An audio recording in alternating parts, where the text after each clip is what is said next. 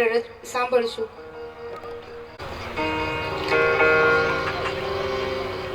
સમયની મર્યાદા છે, એને ધ્યાનમાં રાખી. મારો આમ વિષય તો સાહિત્યનો છે. ગાવાનું આપણને ફાવે નહીં. ગાવાનું થાય તો એવું થાય કે સિટીમાંથી કોઈક છોકરાને બોલાવ્યો ને ગીરમાં ગાયું બેવું ઢોર માલઢોર ચારવા મોકલી દેવી એવું થાય. પણ ક્યારેક ક્યારેક જરૂર પડતો ગાઈ લઈએ.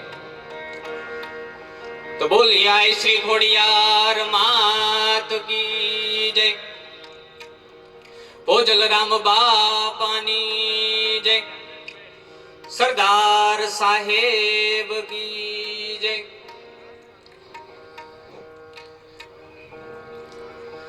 તો શબ્દ પૂર્ણિમા સરસ્વતી અનમાડી જપીએ તિહારાઈ જા, પણ ભૂલા અક્ષર બતાવજે. અરે માડી ગાયે તમારા ગાન. હે શબ્દ પૂર્ણિમા સરસ્વતી, અમે તારા ગાન ગાઈએ છીએ. અમે બાલા ઘેલા બાલુડા. હે માં, અમે ઉગતા છોડ છીએ અને તારા ગુણગાન ગાઈએ છીએ. આ ગુણગાન ગાવામાં જો અમારાથી કોઈ ઉણપ રહી જાય, કોઈ ભૂલ રહી જાય, તો હે માં તારા બાળ સમજી અને સમાજને હોતે મારે ટકોર છે. સલાહ તો ન દઈએ, કઈ નાના મોટે મોટી વાત ન કરાય. વડીલો બેઠા છે, સલાહ ન દે, પણ ટકોર કરું છું કે જો અમારાથી કોઈ ભૂલ થઈ ગઈ હોય તો અમને બાળ સમજીને પોતાના દીકરાઓ સમજી અને માફ કરી દેજો. અને સમાજની અંદર આગળ વધારવા માટે એક નાનો પ્રયત્ન કરજો બાપ.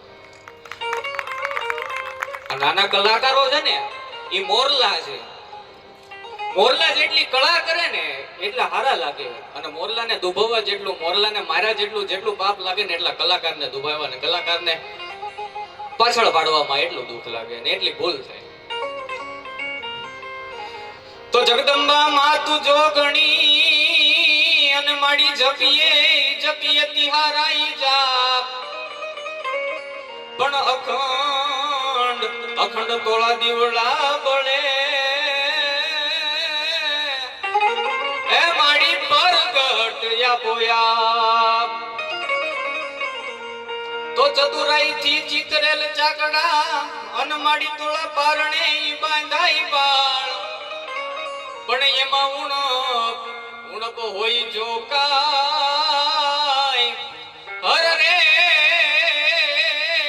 તું તો રંગ રે પુરજે ખોડિયાર, પણ એમાં ઉણપ હોય જો કાય.